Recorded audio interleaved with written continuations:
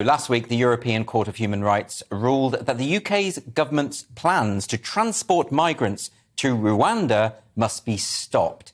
This, in spite of the fact that our elected government had put the plan into place and challenges to the policy had already been overruled by the High Court. In other words, all of the proper democratic routes had been taken and a decision had been reached. It was then overruled by an unelected judge in Strasbourg. So let's leave aside just for a moment what you think about Priti Patel's Rwanda policy. I, for one, am not in favour of it. I think it's a short-term solution that fails to address the actual problem.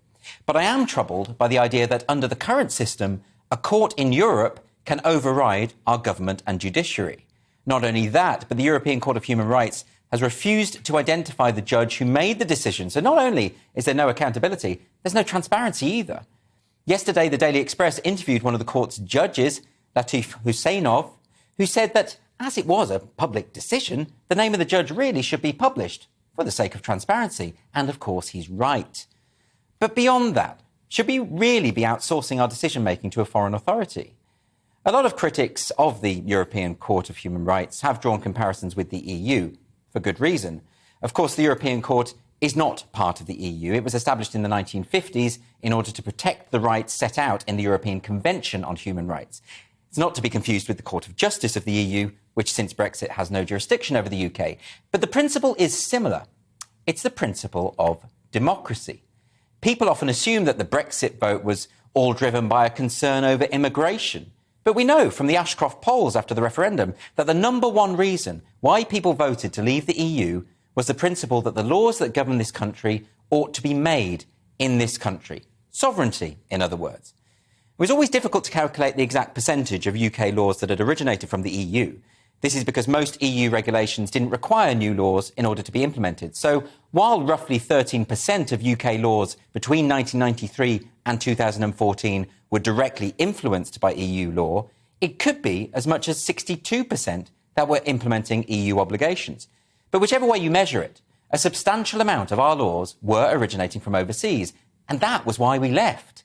This isn't about jingoism or xenophobia. It's about the fact that the only guarantee against the corruption of those in power is the right of the demos to vote them out.